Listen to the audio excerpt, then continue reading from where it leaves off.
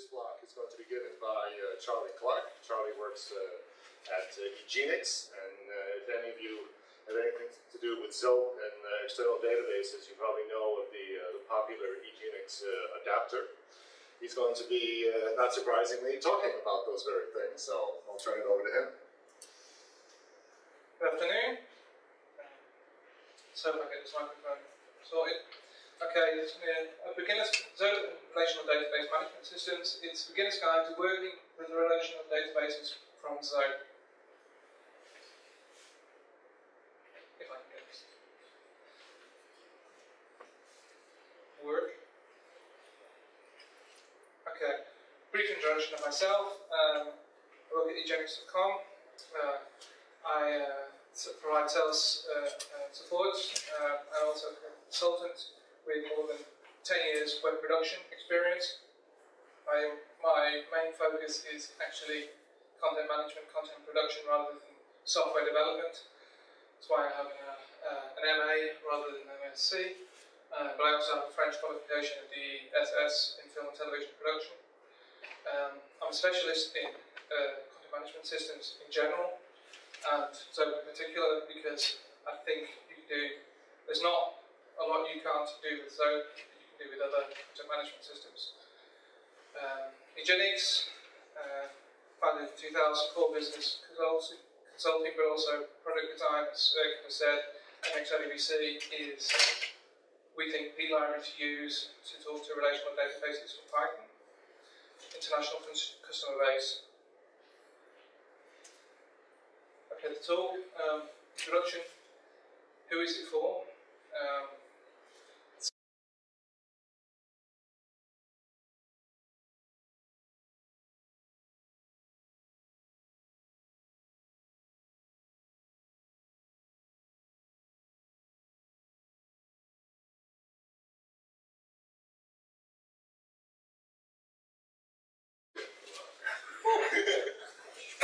Can you talk loud? I can talk loud? Especially after that. Okay. Who's this for? Zope has, I think Zope has everything you need. We'll cover that in briefly. Why RDBC? Then I have a test website called Admin Training, applicability, and the lessons that I hope I will cover in this presentation. This talk contains nothing new. Zope's been around since 1997, and particularly Zope 2 hasn't evolved significantly since 2000, because most of the work has gone on in Zope 3 and it's been included in Zope 2 sort of in a way you don't necessarily notice straight away. But some things I think are worth repeating, particularly 5 years in. There are new people using Zope and Python all the time who don't necessarily don't remember some of the discussions that they were party to 4 or 5 years ago. So it's sometimes worth repeating sort of standard programming ideas or methods, because it's easy to fall into the already situation where once you've learned how to do something yourself, you forget that you were a beginner at one point and don't understand why beginners might have problems with some of the things you're talking about. Okay, so who's it for? Particularly Zope and clone beginners.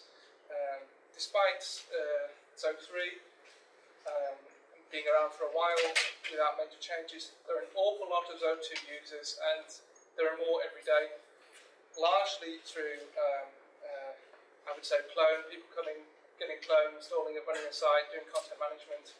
They don't necessarily know much Python, and they might not need to know any Python within the first 6 months if templates and skins fit them. It's a much larger user base in Zope 3, although it's not fair to do a comparison, because they're completely different groups. If you want to use Zope 3 is really focused, along with other frameworks, directly with programmers.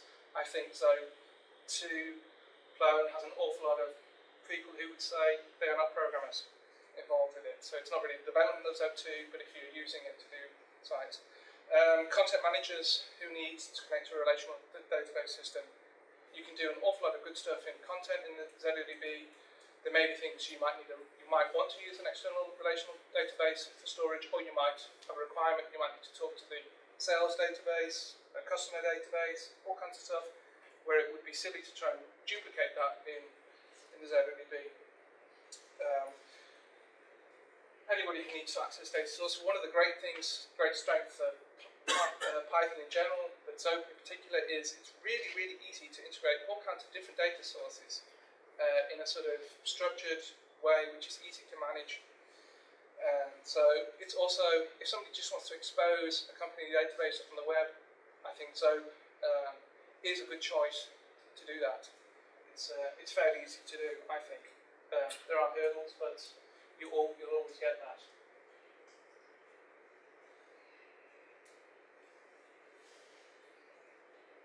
More fun with the technology than I thought. Okay, Python has everything you need. It has pretty good documentation for something that is. If you have Zope installed through the online help system, the API is completely documented. There is the Zope book, which provides lots and lots of examples. In comparison with other frameworks, other similar tools, certainly in the Python world, it's really, really good. Programmers don't like to document. Fortunately, so-called Time or Digital Creations put a lot of effort into providing good documentation. It hasn't really been updated since 2001, and although some of the principles are still the same, it would be nice to have more recent documentation, more examples. Okay. What I like about Zope Page Templates, I think they were introduced about 2000 or something like that to replace the existing way of doing template. They virtually enforce presentation logic only. You can do application logic in them, but it's really inconvenient and not something you want to do. PythonScripts, again, actually a product developed for Zope after its initial releases, which allowed people to use Python to do small controlling scripts through the web, which allow you to do application logic in a small component and support modularity.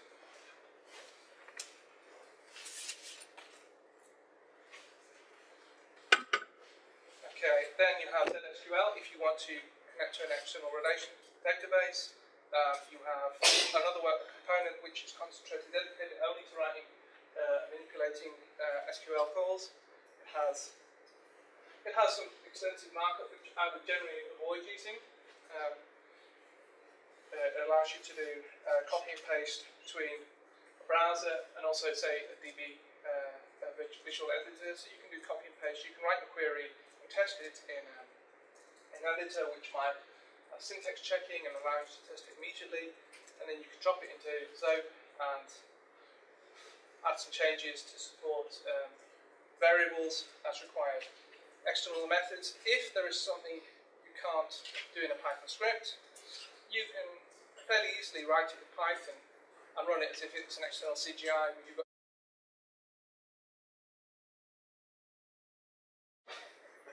How do we turn this thing on? I wonder, you can access the whole Zope API, you can do all the stuff in Python, and you don't have to go through the rigmarole of learning learning how to do everything in Zope. For certain things, it's actually really nice to use. It's a sort of, for me, it's a logical extension of the way PythonScripts work. Okay, through the web, just needs a browser. It's sort of, I don't know, you can now do an awful lot of file system development, but there are a certain group of people, there are certain things where just being able to use a browser is a godsend.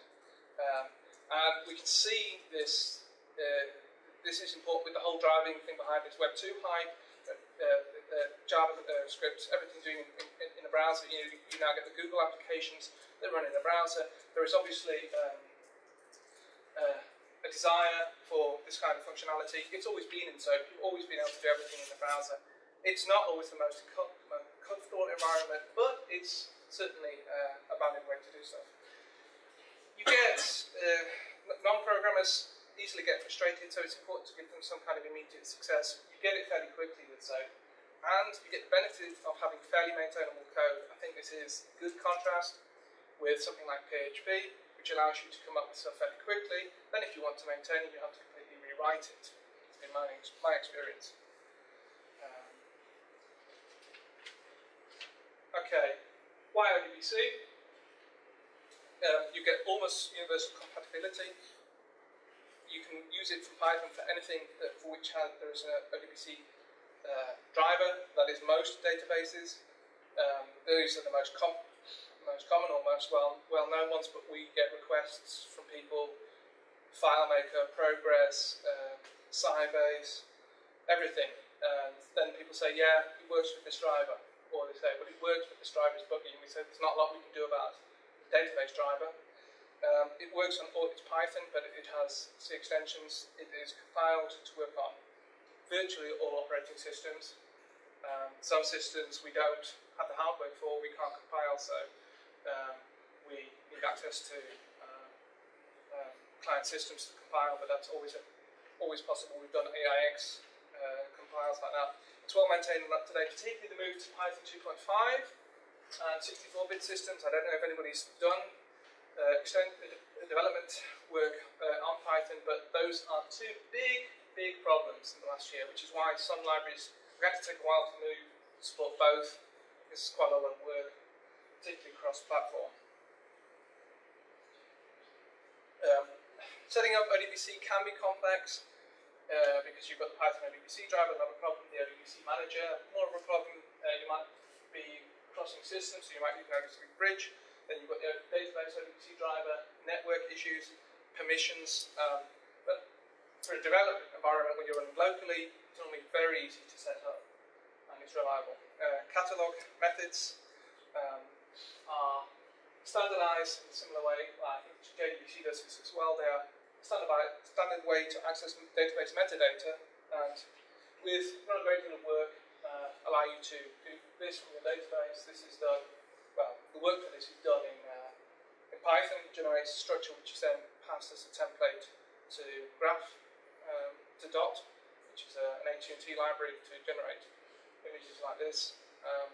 And I think it's less than 100, it's about 100 lines of Python, and it should work with pretty much any database driver. If you're running Opera, you can generate an SVG, which means you can zoom in and out. But there are other applications for metadata. Okay. Now, maybe a bit more contentious. Data modeling is your friend. There is a tendency, I think, certainly more recently, to try and look for an object relational silver bullet. My experience has been to get to grips with your data model and realize it isn't really programming. It's a lot to do with what your application is really about.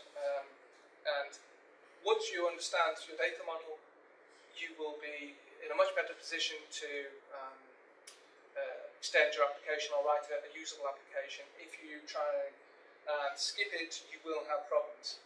So its data definition itself is what, not how. It just says, yeah, this is what my data looks like.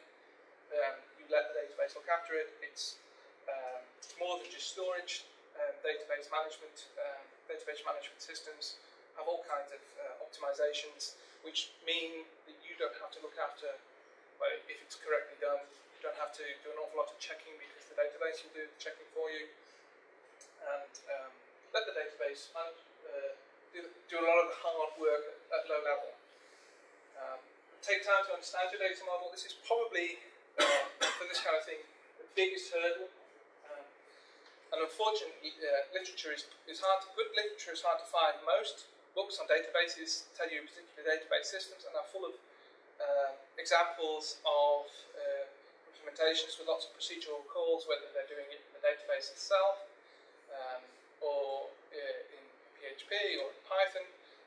And they don't, I think they provide you with very good abstractions to understanding what you want your database to do and getting the most out of it.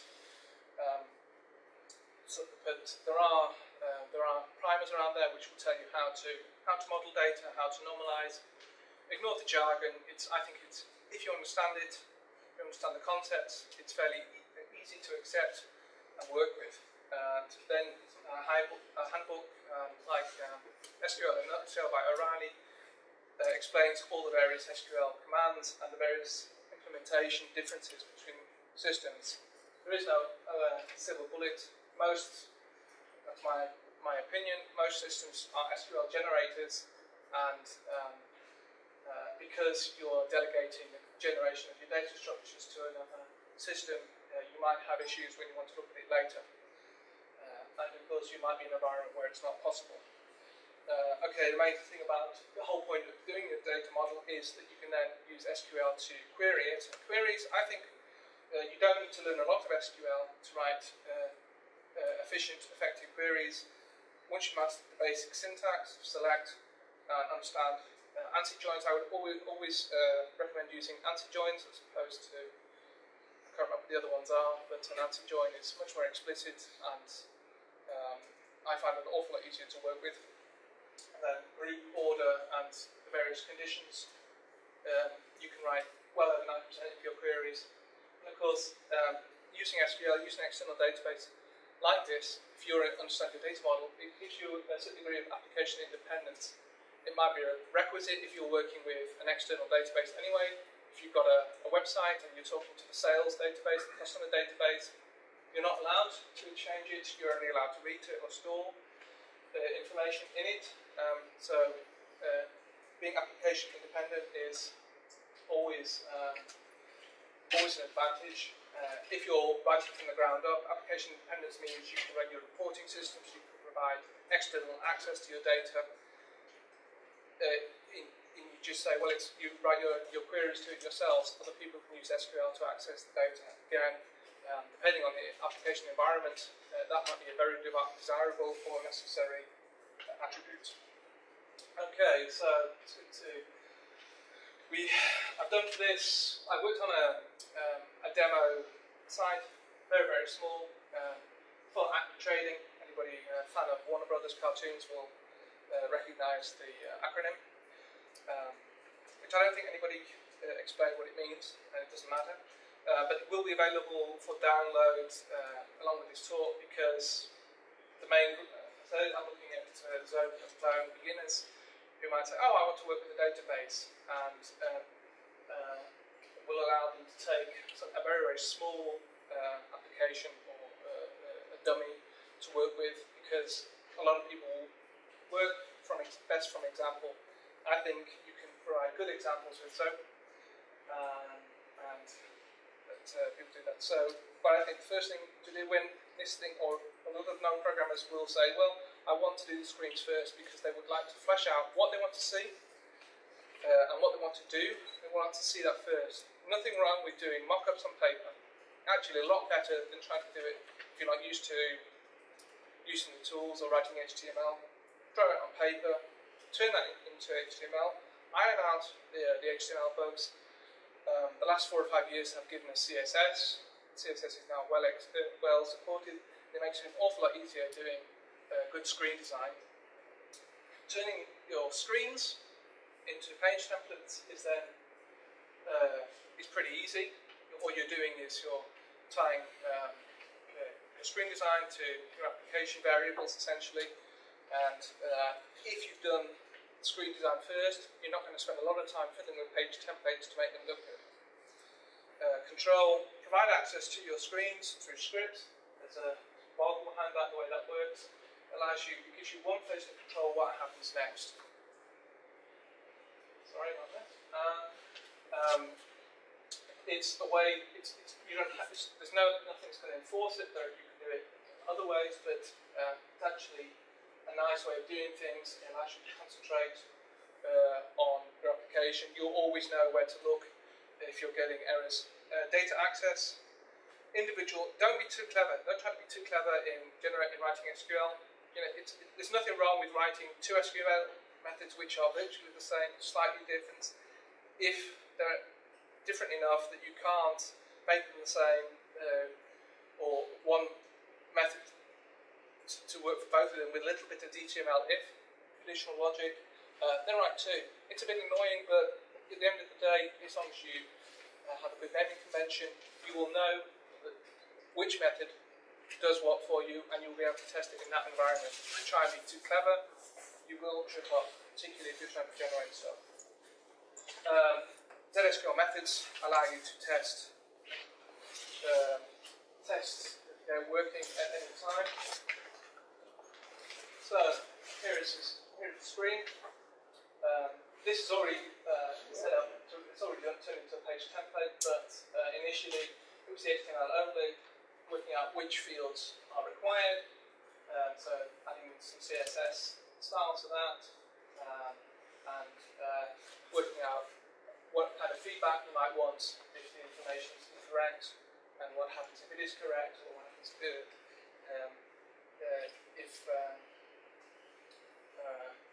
successful. The application will only accept people who are already in the customer database. So I'm not going to demonstrate it here. As I say, it will be available, and it's really small. If you're an existing Zope user, it probably won't contain anything new. But that's just, I think a lot of people approach like this, and it's worth considering. The HTML, having done years of fairly complex table-based HTML design, moving to CSS stuff over the last couple of years, it's been interesting. It's been a bit of work, but it's a lot easier to do, fortunately. Okay, so touching on what I said earlier, browser-based through the web, you get. I mean, this is the Zope management interface. It's anno 1997. Zope 3 doesn't use frames. It's pretty similar. It's file system. Windows Explorer doesn't look that different. For a lot of people, it's familiar, and because it's familiar, people are more likely to use it. It's acceptable. And this is, I think, important to if you're a program developer, if you're a developer and you release stuff, make sure if you've got beginners, non-programmers who are going to use it, make sure they have something familiar to work with. Briefly fly over the content here of our folder, training. We can use folders to contain stuff. We can use acquisition, happens in the background basically. Index.html is our Python script, which controls application, i.e. we don't provide direct access to our templates. We call them from index.html, so we have a register template, we have two messages, customers only and a thank you. Because if it fails, we will return the form and tell them to complete it.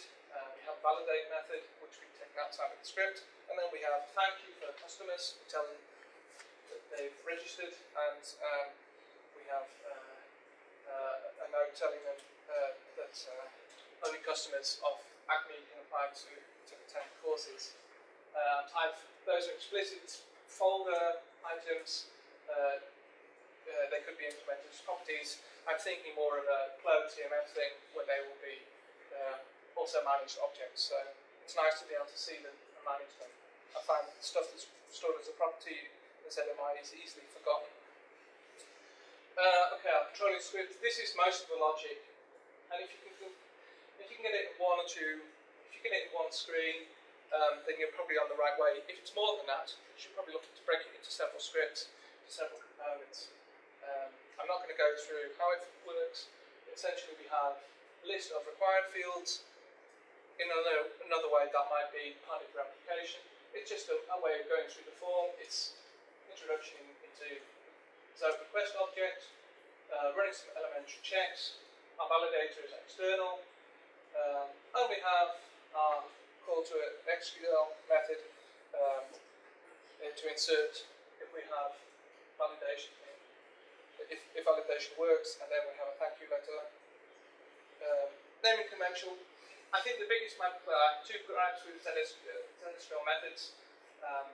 One is that you are required to enforce a naming convention. You can quite easily get 20 or 30 SQL methods in a single folder, and you can't depend on the name only. So you have to enforce this yourself. The other gripe would be probably that it doesn't do bound parameters, and although the HTML SQL bar as a works, it allows you to remember what you're working with. I would probably like to see something like a direct implementation of string template where you just use dollar variables and then generate something that gets passed to the driver using bound parameters for better performance. But ZSQL caches stuff and it does all your checks. You're not vulnerable to SQL injection. You have a caching mechanism. It's pretty good. Okay, I touched on this earlier. You can write your SQL in your editor, test it, and then essentially copy and paste it into your method. In this one, there are no calls to external variables, so there's no change there. But you might have instead of where event day greater than now, you might be pushing through a variable, which you have in your argument list, and it's nice to check. Zope will tell you if you're missing a variable. Okay, you can use the same approach to write your management screens as you have for your user. So a lot of the stuff you've learned for that will be applicable for that. Reuse some of the same components, why not? The only difference is essentially it's a different style sheet for results. Okay, applicability. Where through the web is desirable requirement. You might not have access to the file system. A lot of people find browser-based less intimidating. Text editors without syntax highlighting are worse than useless. Notepad in Windows is a nightmare. And of course, with things like external edit, you can have the best of both worlds. It's a pretty good environment for small add-ons. If you're writing, I've written a big site using this approach. I wouldn't do it now. But if you're extending an existing site, it's a great way of doing it. This isn't suitable for multilingual environments. Zope 2 isn't really good for that. So if that's going to be the case, then you're going to have to look at some of the. You're going to have to do a little bit more programming. Small projects generally aren't, or you can get around that in a small project. Okay, so encourages I say divide and rule. The programming term is divide and conquer, but the Latin is divide and rule. If you follow the rules I've sketched in this, you will automatically be doing a form of model view controller development, and I think it comes fairly naturally in Zope. Delegation is encouraged. You can write components, they do specific functions, and you move on. You rely on them. Modularity. Individual components have roles and relationship. You get sensible reuse. Page templates themselves, good templates, macros, PythonScripts can be called, if they're providing essentially a single function, can be called by different contexts.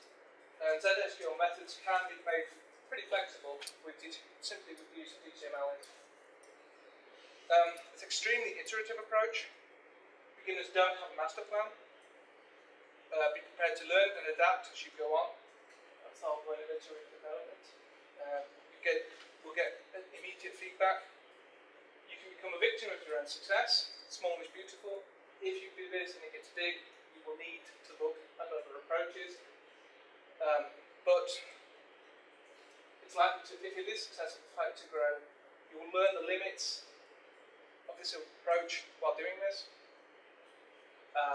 And you will need to look at extensions as and when required.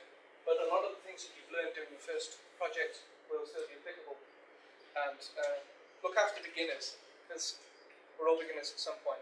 Okay, that's it. That's me. I think we've got about a minute for questions before Philip's on. And I wanted to. Do we have any questions?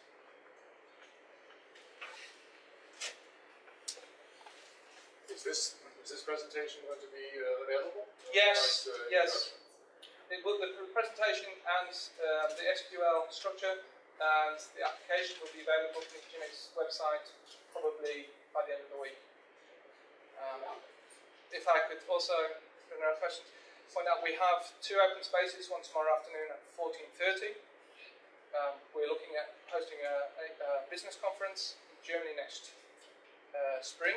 If people are interested in the the idea. We'd like people to come onto that. And on Wednesday at 11, we're talking about the eGenix partner network, because MXRDBC, to work internationally, needs people